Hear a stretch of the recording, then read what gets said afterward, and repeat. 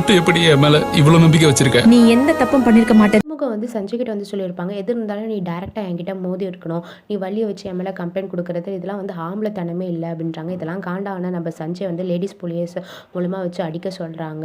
அதுக்கப்புறம் பைரவி வந்து நீ கவலைப்படாத, கூடிய சீக்கிரத்தில் வந்து நான் வந்து வெளியில் எடுப்பேன், உன் மேலே இந்த தப்புல நான் நிரூபிப்பேன் கோர்ட்டில் அப்படின்னு வந்து சொல்கிறாங்க. ஸோ கோர்ட்லேயும் வந்து பார்த்திங்கன்னா நம்ம ஆறுமுகத்தை வந்து ஆர்ஜர் பண்ணிடுறாங்க. அங்கே வந்து வள்ளி வந்து பார்த்திங்கன்னா நம்ம ஆறுமுகத்துக்கு எதிராக வந்து சொல்லிடுறாங்க, இது மாதிரி தப்பாக தான் நடந்துக்கிட்டாருன்னு, நான் வேணாம் சொல்ல அப்படின்னு வந்து சொல்லிடுறாங்க. இப்போ வந்து ரிப்போர்ட்டும் வந்து கொடுத்துட்றாங்க, வந்து ஆறுமுக பலாத்காரம் பண்ண அந்த ரிப்போர்ட்டும் வந்து கொடுத்துட்றாங்க. ஸோ இதனால் வந்து பார்த்திங்கன்னா நம்ம ஆறுமுகம் வந்து செம்ம ஷாக் ஆகுறாங்க. கோர்ட்டு வந்து ஆறுமுகம் மேலே தான் தப்புன்னு சொல்லிட்டு தீர்ப்பு கொடுக்கறதுக்கு முன்னாடி வந்து பார்த்திங்கன்னா நம்ம பைரவி வந்து தடுத்துடுறாங்க. ஸோ அவங்க எல்லாமே வந்து நம்ம வள்ளியை வந்து கொஸ்டின்ஸ்லாம் கேட்குறாங்க. ஸோ வள்ளியால் வந்து பார்த்திங்கன்னா கரெக்டான ஒரு பதில் சொல்ல முடியல. அதுக்கப்புறம் வந்து பார்த்திங்கன்னா நம்ம ஆறுமுகம் குற்றவாளி இல்லை அப்படின்னு வந்து சொல்லிட்டு நிரூபிச்சிடுறாங்க நம்ம பைரவி.